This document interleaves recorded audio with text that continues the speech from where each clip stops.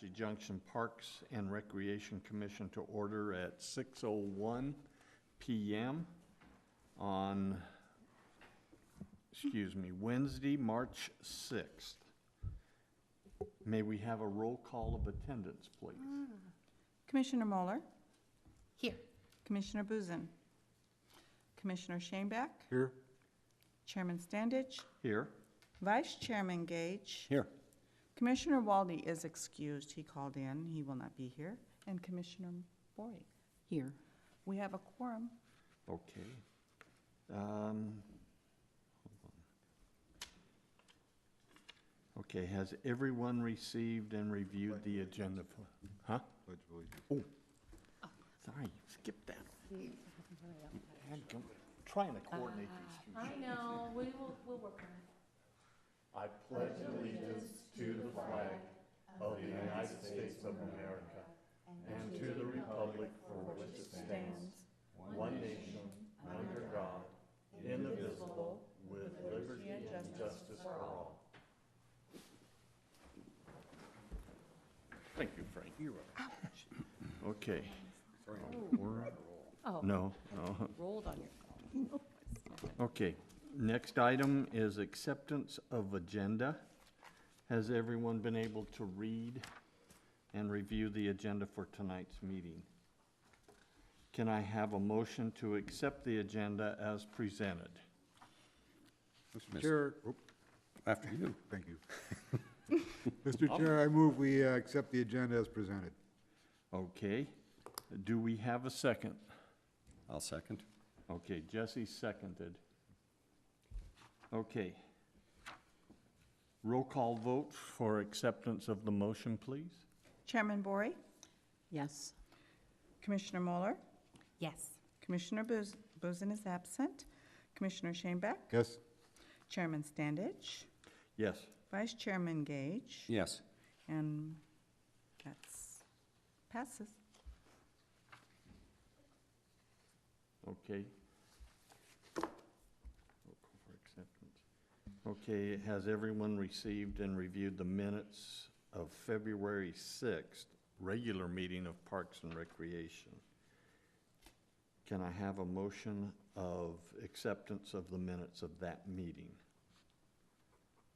Mr. Chair, I move that we accept the minutes of the February 6th meeting. Okay, do I have a second? I'll second that. Okay. Jesse and Judy.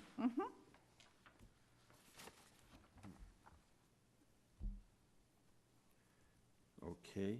Roll call. Roll call vote, please. Okay, Commissioner Bory, Yes. Commissioner Moeller, Yes. Commissioner Buzin. Oh, he's gone, I'm sorry. Commissioner Shanebeck, Yes? Commissioner Standage, Yes. and Vice Chairman Gage. Yes. It passes. It passes. Okay. Okay. Has everyone had a chance to read the minutes of January 8th, the special joint meeting of Planning and Zoning Commission and Parks and Recreation Commission? Yes, indeed. Do I have a motion to accept the minutes as we had received them?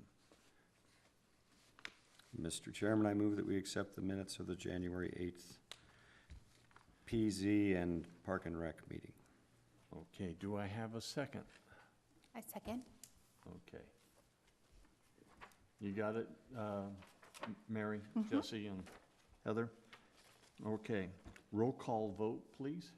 Vice Chairman Gage, Yes. Commissioner Bory, Yes. Commissioner Moeller, Yes. Commissioner Shanebeck, Yes? and Chairman Standage. Yes. Okay, it passes. That takes care of that.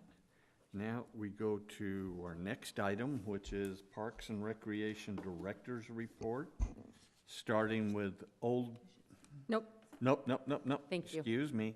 Facilities update and then programs update. Yes. Thank you, Chairman Standage. Okay, there I'm at. So a couple of things we just wanted to update you on. As you know, the pool plaster project is wrapping up. That should be done this week. The rain did get us a little delayed on a few things, and they worked through a few minor issues with that. In addition, we took the opportunity to send out some of our water features so that those could get updated and cleaned up to the manufacturer.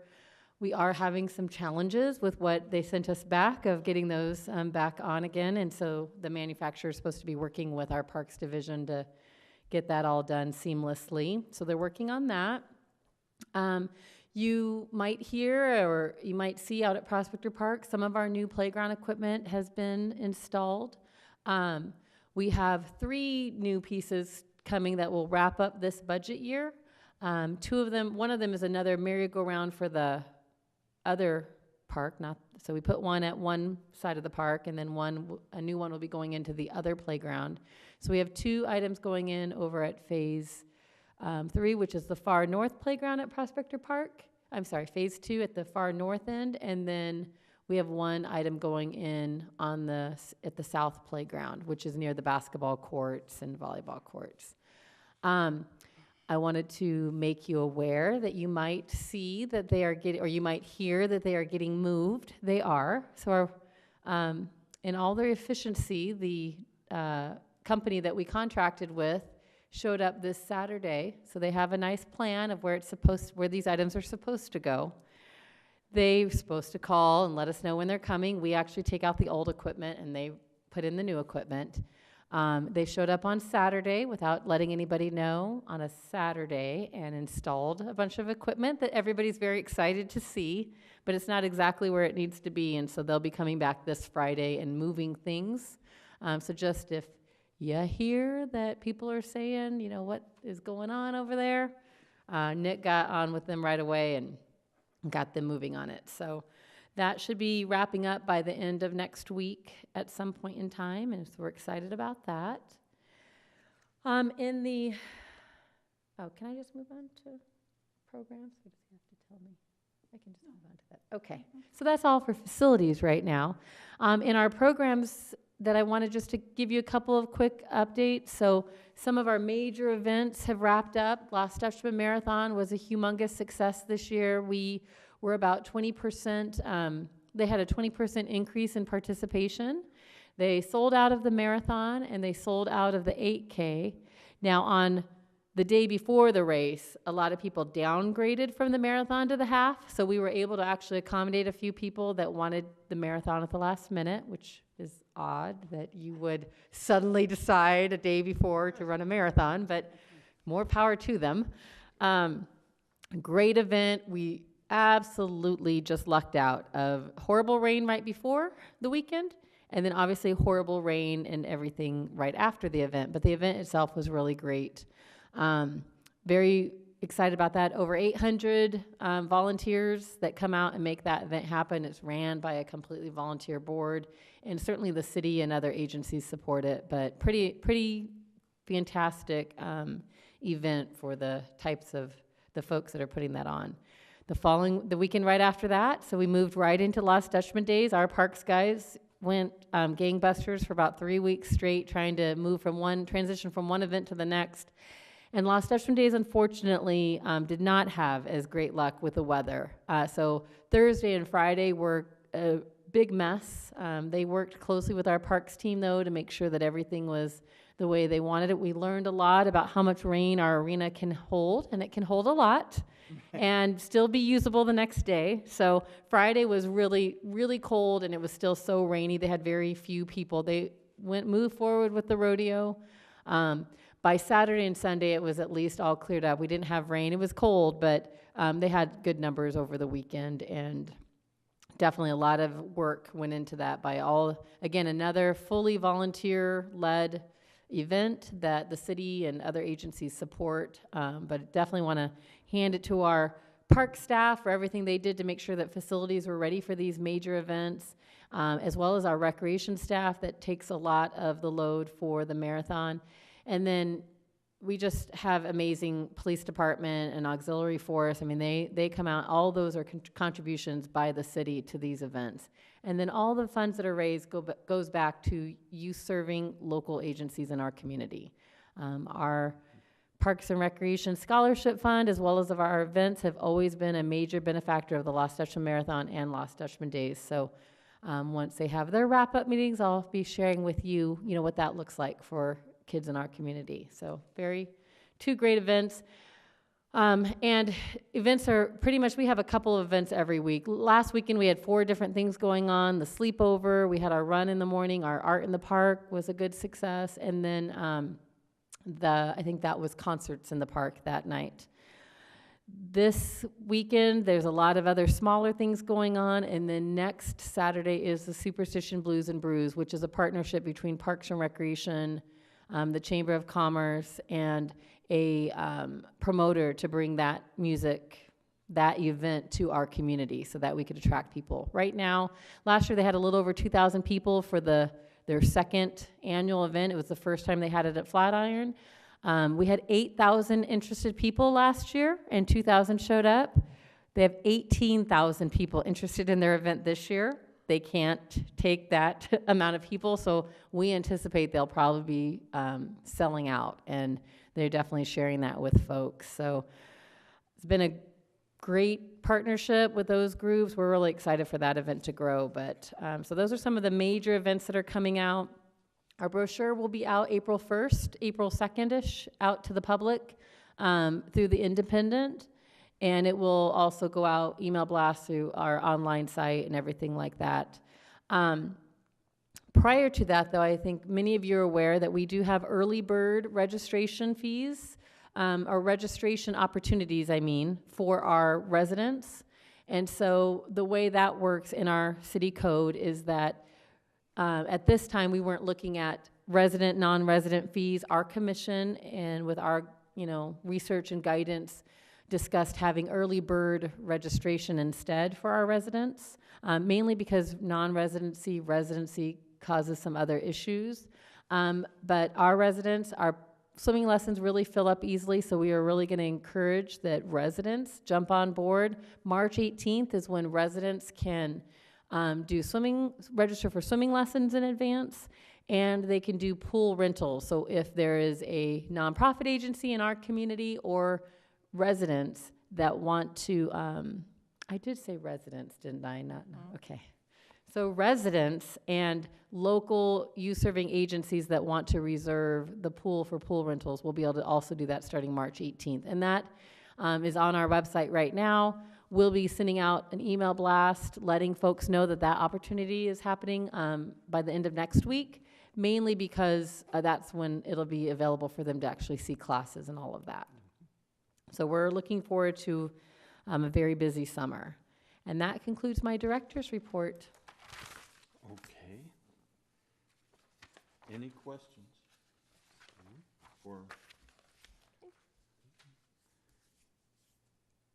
Okay, our next item, we go to old business, which will be the dog park. And we still don't have anybody here to talk to it with us. So we will proceed on it. Tonight, we have the agenda item, public hearing. For presentation, continued discussion and consideration of preferred locations and amenities of a future dog park in Apache Junction to make recommendation to the city council. Liz, I'll turn it over to you to start on this issue. Yeah. Thank you. So yeah, just to recap, we've been talking about this one for a little while now. It's been the topic of many of our meetings here in the past. We have had a lot of public interest in the way of calling, wanting to look at it, wanting to know a little bit about it. I guess some of those folks haven't come. We've shared the link so that they could watch some of the previous videos and hear kind of your guys' discussion on this topic. After our last meeting, I did talk with our Paws and Claws Center folks a little bit and shared with them a little bit more information and let them know that, and they seem to be kind of on the same page as everybody else.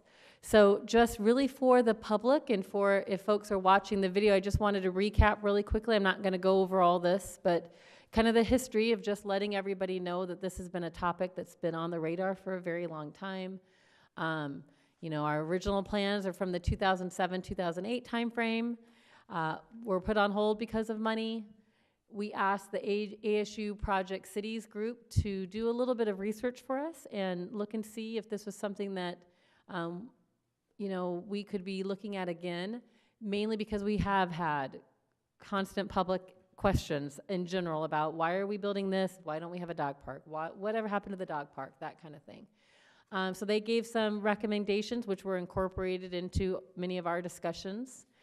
Then in August of this past year, City Council directed the Commission to consider and make recommendation for the ideal location, amenities, and revenue sources for the park that they could then take a look at. And that's what we'll be doing tonight.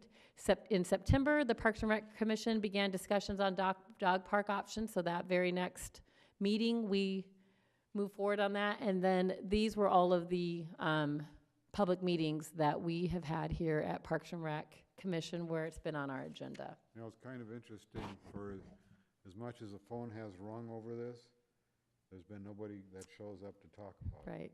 We generally don't get a lot of people to our Parks and Rec Commission meetings. I'm really happy, while I don't particularly love being videoed, I am happy that at least all these meetings are there so that people can watch it. I think people are busy, and I think the nature of the world is people don't come to meetings a lot in the evenings, unfortunately, and maybe we'll get out some more information about this before it goes to council so that, they can certainly, show and share their support or whatever it is that they're interested in.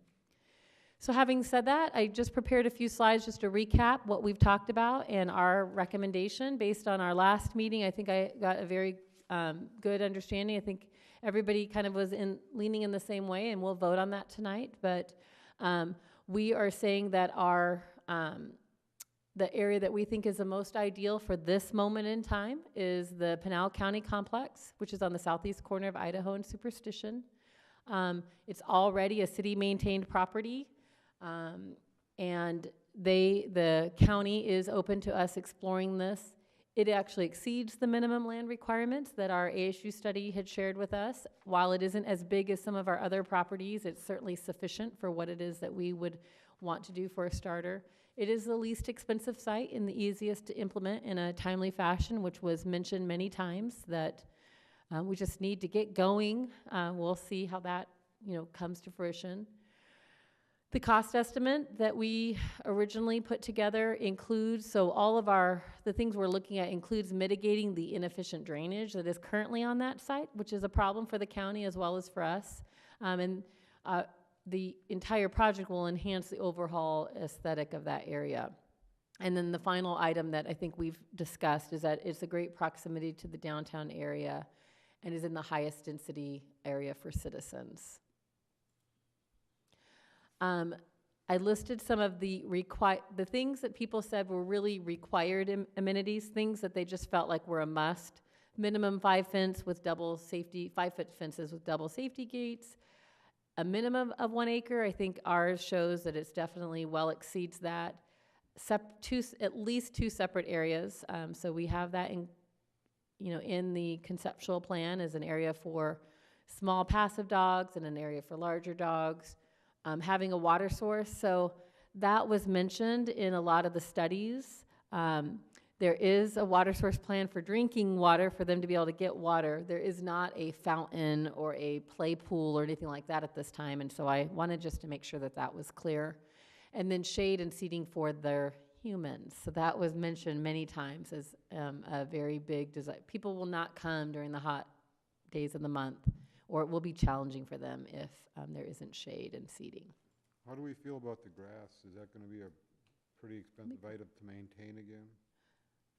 Let me go back. Did I even put? Okay, I did. Well, it will be just like Flatiron and anything else like that. So in the cost estimates we looked at, it's going to be very similar to the Flatiron area, and the hardest part will be rotating the groups, but I think those will be some things that we'll have to talk with those, that we will definitely share with the public, that during that overseeding time when we need to do that, we might be doing where there's only one area at that point in time, and everybody will have to understand that you'll be sharing for that little period of time while we overseed one of the areas versus the other. So I think we're gonna have to really play that one by ear, and I think it's really gonna be education and communicating.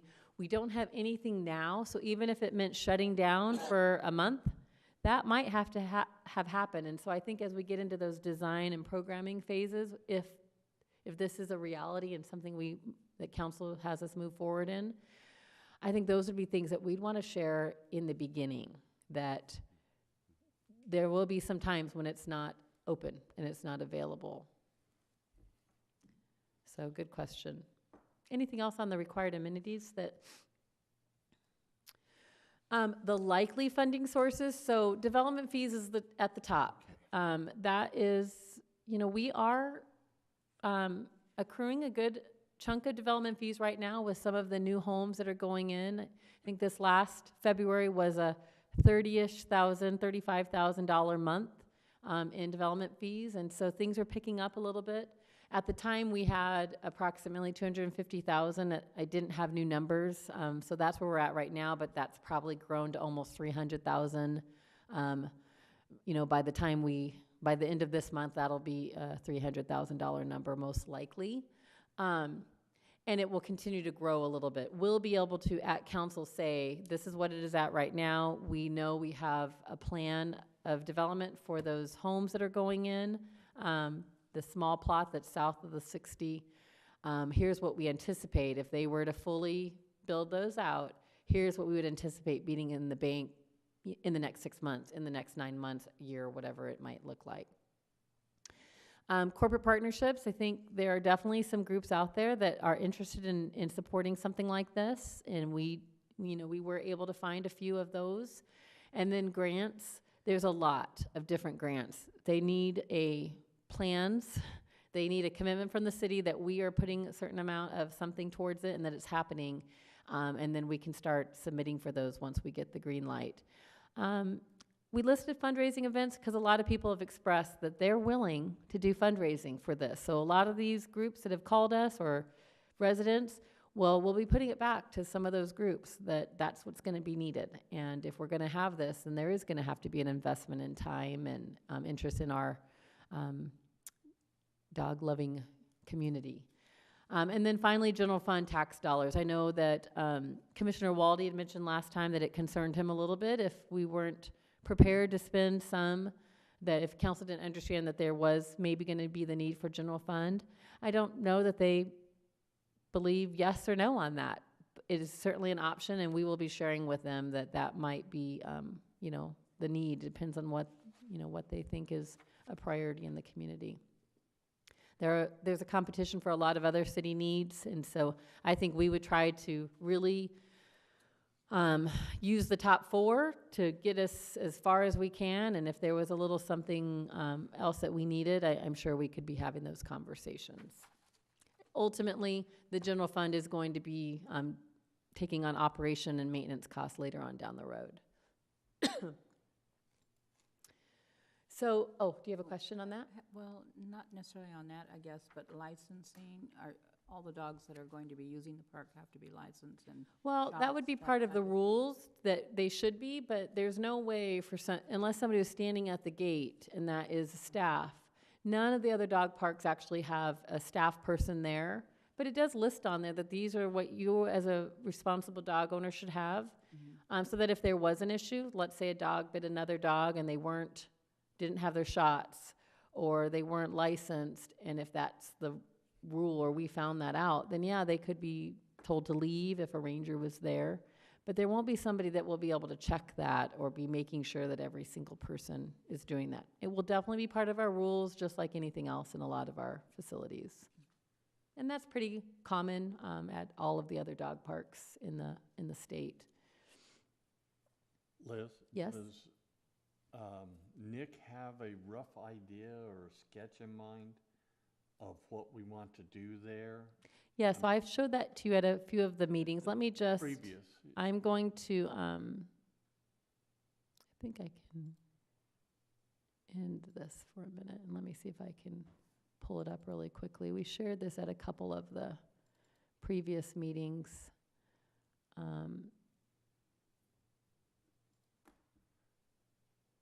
I know. Let's see here. So this right here is Superstition Boulevard, and this is Idaho.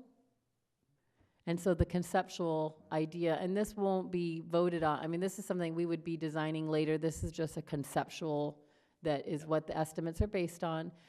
Again, we really didn't put this out there a lot because the county has not seen it. The county has not said, yes, that's a great plan. We have to take that to them. But this was sort of the conceptual idea of our two areas, one long one here and then one smaller one. I'm sorry, one other one over here.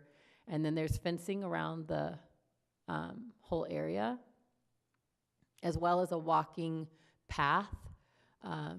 So we've talked a lot with J2 about the fact that there have been changes in construction costs and things like that, but we kicked around, there's quite a few things in here that could be, you know, done later that you could do. Instead of doing concrete sidewalks, you can put in, you know, DG and have some nice ADA pathways still in place. Okay, does that answer that? Yeah. Alrighty. Let's see. So you've got an idea. Yeah, so, present to council. well, so we'll be doing, as we're doing with you guys, we'll certainly share it briefly. It's not part of the packet. We can bring it up so that they see. I think the concern I would have of really sharing it is we don't want anybody focusing on what that design is. I mean, they need to know that there's a concept, but that's the next phase. We have to get buy-in that we're gonna do this, and then we'd be going into they'd adopt a design. Well, you guys would vote on a recommended design, and we would take that to council. And so this step right now is doing basically what we are asking is, or what council has asked us to do, is to recommend the best location, the amenities that are really, I would say, are required, like the things that you really shouldn't do it without. And then, are there some funding? Is there funding for it? Those are the three main things that they wanted. You know, there's no restroom plan there. When we've taken people out, they've said, that's nice, certainly desirable, but you're not necessarily there for a whole lot of time. Are there places where they could walk to and go to a restroom? Potentially. So those are some things that we can kind of talk about. Some of those are decisions that we want to make with the county. And even before we get into final design, we'll be needing to go to the county for sure, and sharing with them all of this stuff as well. So really our next steps today is for you all to have a chance to, obviously we'll ask any more questions and cover all those. If there was public, we would let them ask some questions. But after that, we'll be voting on whether to forward these recommendations to the city council. And then I have in there April presentation to city council for their consideration, but the moment that this meeting is over, I'll be sitting down with our city manager and finding out, is it county first and then the city council? Is it making sure that they're okay with it? Or is it city council and then we go to the county to talk to them about whether or not it's an okay thing? So we'll kind of work on that a little bit more. But I would love to be going in April to share these recommendations with council and ask for their blessing to kind of keep moving. If the city council approves it, then Parks and Rec staff, like I said, so those two things, those might change a little bit, just so you know, as the next step after we make our decision. And then once we know for sure if this is the location, then like I said, we'll be working on the design and a timeline of when this could be happening. There'll be much more public time at that time for them to kind of be able to weigh in, and we'll be announcing it a little bit more. So, Liz, there's sufficient parking in that complex there? So what we talked about at some of the meetings is that as we look at how the county is utilized, during the time that the dog park would probably be utilized the most is evenings and weekends, and they are mostly closed. During the day, whenever we will have people come during the day, certainly, and there's still a good amount of parking that's available on a regular basis. One of the things that Supervisor House had mentioned is that Mondays tend to be a really busy day, and we might have to determine that if this is the place that works, then Monday during the day is our maintenance day. So all cities have a maintenance day where it's closed until, so many of them it's Wednesdays, it's closed until noon. We might make that be Mondays if that's this county's, challenging date. So I think once the county gets a chance to really fully look at it, they've shared with us some of their initial concerns or initial ideas. And I think those all seem reasonable. That's definitely one of them is to talk about. And so I think we would figure out a way to make our operations work with that. So that's a great question. Yeah. I'm be honest with you, I forget when I drive by there what I see. Do they have Pinal County Complex vehicles there, or like do they have to like? So that's not their fleet area. So like things like their public works vehicles and police department, they have, there might be some, but not very, if there is, it's very limited. They have like a whole other yard. Right next to it. Yeah, and it's kind to of, the- yeah, what is that road? Yeah, It's right there on Superstition, but it's just slightly east. right. Yeah, so I don't think it would be in that parking area. But definitely we would kind of work with them on that. And there's like a good 150 spaces in there, which is way more than, a lot of other places that have dog parks. I think it'll be okay. In addition, there's a gazillion spaces of overflow across the street in the old, City Hall Parks and Rec area that somebody could walk across the crosswalk and go and park. I do think, though, we'd have to manage that.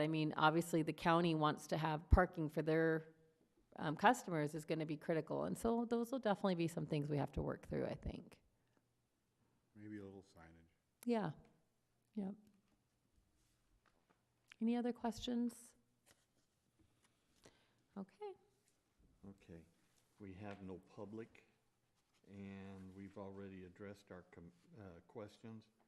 There being no further discussion, can I have a motion for recommendation? Mr. Chairman, I move that the proposed recommendation for dog park be approved and forwarded to the city council. Okay, do I have a second? I'll second that. Okay. Jesse and Frank, okay? Mary? Okay. Now we need, He's telling you. we've got our motion, we need a vote on it. Could you take a roll call, please? Call vote. Chairman Standage. Yes. Vice Chairman Gage. Yes. Walter's not here. Commissioner Bory, Yes. Commissioner Mueller, Yes. and Commissioner Shanebeck. Yes. Okay, the motion passes. Hey. Okay.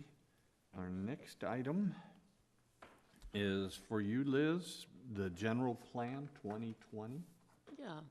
So I do not, we presented a little bit last time, and I just want to be able to put it on here and give you an update of what I know when I know it.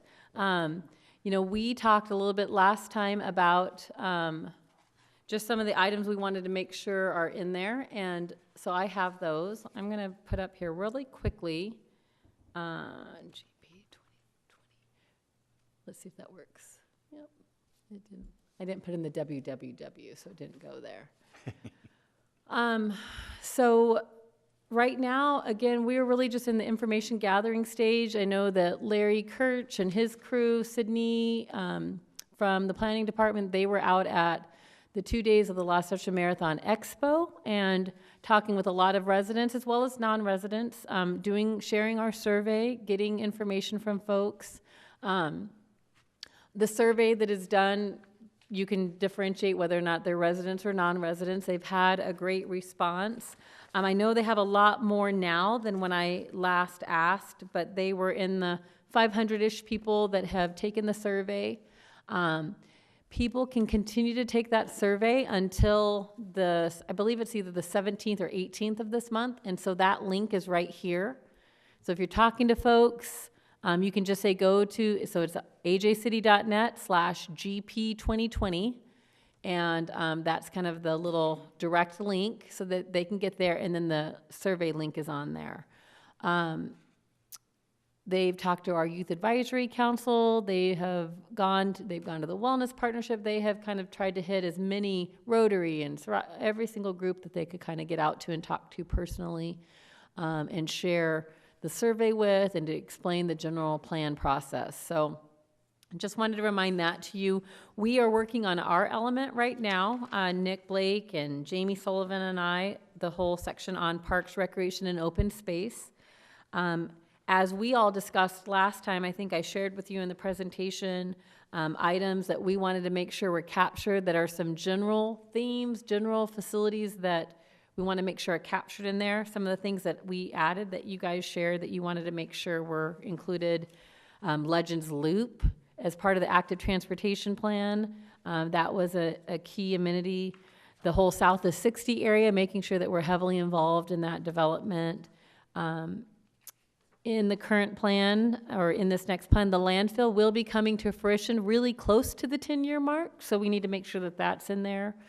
We talked a little bit about Apache Trail median and all those improvements, and while we discussed that, you know, we are looking at some improvements from Phelps to Meridian, it was mentioned in the meeting that looking at the other side towards Gold Canyon is really important because it's pretty desolate as well. I did take the opportunity to look at Pioneer Parkway, which was in Springfield, Oregon, which was mentioned. It literally looks like our median. It is definitely a really similar concept. And for sure, we have talked about a boulevard or a walking path through that median. The one thing that I love about theirs is that there's not a lot of crossover, so you don't have to stop and start multiple times. Theirs is a one big continuous stretch before some major roads, but it looks just like ours. And so really an interesting concept. And I think it is something that looks like is looked at in that active transportation plan as well. It's, you know, kind of similar to that. Let's see. Encouraging sidewalks in some of our areas. I think that'll be addressed in the portion that really talks more about how the neighborhoods are designed, not so much in the Parks and Recreation section, but I think in our programming aspect, we can talk about wanting to encourage through planning efforts, getting people to be active transportation-wise, whether it's biking or walking or riding their horses out on trails. Let's see, I think that's about it on general plan for that part. Let me see what else. So really, if there's anything else you wanted to make sure, you're going to get a chance to look at the element and see if there's anything missing or anything. We have many, many dates coming up. So as you kind of look at the timeline, the next public meeting is June 19th. I know Larry Kirch would like for departments to have their elements kind of started to be drafted, and Joel will have looked at a few of those so that we can take all this information gathering we're getting from you guys as well as for the rest of the public, put it into our elements, and then have something that people can actually respond to, that they can pick apart and say, no, I don't like that, or that's more important than XYZ. So June 19th is an important one that we just want to put on your radar and let you know that that'll be happening. You're not required to be there, but that will be an opportunity for the public to see the first look at the plan. I would hope that in May, either at our May or our June meeting, I'd be able to share with you guys at that time kind of some of our thoughts. It might not get changed before that June 19th meeting, but at least we'd have some of our initial feedback on that. And then we'll go through some other. There'll be an October 16th meeting as we take whatever we learn in that June timeframe and revise, what the draft looks like. I don't think there's anything else in that. Do you have any questions? That's all that I have. I don't have any. Does any other commissioner have any questions? No? Heather? Do we notify you if we're gonna be there, or? For the June 19th, no, it's not an RSVP. I just want you guys to know that if you wanted to be there while they're presenting, their first round of stuff, that you can. I'll certainly be sharing our part in our meeting, but if you wanted to come to the public meeting and hear so Larry will be sharing all the elements at that point in time. And so if you're interested, that'll be a good time. They usually have a bunch of easels set up with a lot of information. Yep, and I think they usually do a really good job of, you can kind of visit around and look to see the parts that you're really interested in and want to give some feedback. We'll have comment cards at all of those kinds of things where people can, very similar to the active transportation plan, and some of those other ones that we've done recently. So the handout that we've got, is this our existing? Yes, so So this is that a is modified- our element that is in the 2010 general plan. Okay.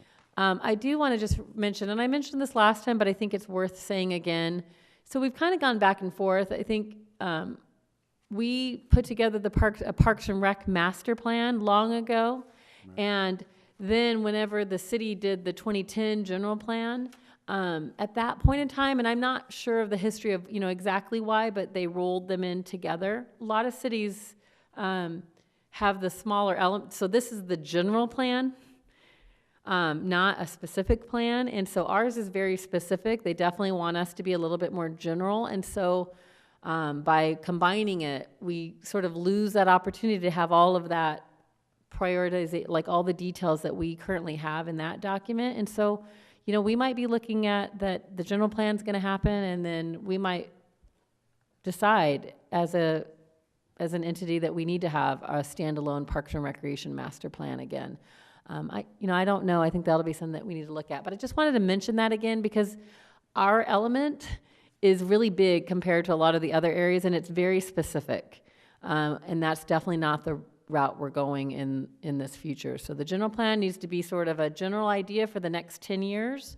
We might just choose to take what we have and use that as a work plan for us to kind of continue and to keep in mind of what the priorities are for the community. So You anticipate the Park and Rec chapter of the 2020 plan to be quite a bit reduced from that? yes. So they're talking like 5 to 7 pages for each of the major elements.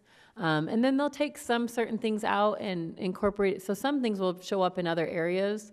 We have 2 sections in this existing one that the grid that, let me see if I can, the grid in the beginning that talks about all of our facilities, that also has a future section on it. And then later on, it talks about what is our 0 to 5 year plan, our 5 to 10 year plan, and our future plan. And I would anticipate us, I'm going to put it up there. Thank you very much. I'm going to just, oh no, I can't put it up there. It's right here. Yep. Table 9.1 and 9.2. Yeah. Oh, yeah, and this is the full version. So we have the grid, the table of the existing park facilities on, did yours say 78 and 79? Is yours out of the check? Perfect. So there's that 78, document. 79, yeah. And then later we have sort of the implementation plan. That is a very specific implementation plan. And so, I see us probably combining that to look more like what that first table is. It already has future plans listed by the existing parks. And so maybe we'll have a section of future parks that would be added onto that, but that way we save a couple, 2 or 3 pages out of that. This great, though, timeline would be a great thing for us to have, where we continue to work on we want to make sure that in the CIP, in our capital improvement plan, we've listed a timeline of when we want to accomplish some of these things. Any other questions? Yes. I remember some of this when it was done the last round. It was also to get it in there, the whole chapter was so that if grants were discovered, that if they happen to go to the website or Absolutely. we had the information there, and it wasn't just a general, oh, yeah, we'd like to do this. Yeah, and we can still accomplish that in our existing and future park section. I think it's more a matter of, we might just combine some of the sections a little bit to reduce. Yeah. I mean, I agree with you. I think that is definitely part of the intent. But again, that's why you would have also a Parks and Rec master plan that might, and again, cities do it different ways. So this is how they chose at that time to do it. And I think we can still capture that, but I think it'd be a good thing for you to keep in mind. And so then when you see that draft, that, does that look like it's enough? Does it need to be more? I think those will be good things for us to talk about. But since I've been on the board, I remember seeing this implementation plan available. You know what I mean? Mm-hmm. To what you were planning to do, striving to do. I think the problem in a general plan, though, is that, I mean, if you notice short-term, 1 to 5 years, there's a lot of items there. So again, when we were building this in 2008, 2009, before it got adopted in 2010, we had money, we had all kinds of, again, going gangbusters. So all that looks like doable stuff. You don't have money anymore, and now we are, in our 10-plus year, we are just starting with a handful of things in the 1 to 5 year time frame. And so I think that's why they talk about general, and then having other documents that back it up. So our trail master plan is out there. Yes. We would refer to it. So that's the planning document. The active transportation plan is the document that is going to talk about our bike lane, all of our recreational paths and trails and walkways. We want to reference that, not necessarily call out every idea in this document. Those are great questions. Okay. Any other questions for this? Okay. Our next item is new business. We have none. Okay, and we have no public to call. Okay, any requests for future agenda items? Heather? Do you have any? No, not at this time. Okay, Frank? Nope. Jesse? None for me. Judy? Just following up on the dog park and which, Definitely. I'm sure that's already, That'll be old business. And I know the city attorney, so the council has not finalized their code of conduct thing that was for all boards and commissions. I know they might have last night. I didn't check on it. I don't know if you were there, Frank. No, I didn't. So he was going to come to this meeting if it had been adopted at the earlier meeting, but it wasn't. And so we'll see whether or not, when they get that adopted, we'll invite him. I'm suggesting that maybe we don't have an April meeting because we will not have really anything new to share with you on the general plan. I certainly can share with you through email check out the council meeting, if it gets on the agenda, but we won't have had the council meeting. Or if we do, we'll have just had the council meeting before our Parks and Rec Commission meeting. We won't have a chance to get it on the agenda because it has to be posted sooner than that. So I would recommend us not having our April meeting, but having our May meeting. That'll be a good time where we should have general plan information ready and hopefully some more information on the dog park at that time. And we can also schedule Joel. I can't imagine him not being ready by May with our little training. Is there anything else? Okay. Is that okay with everybody about the April meeting? Okay, No, I was just making a note. perfect. Okay, everybody know then, no meeting in April, and our next meeting will be May.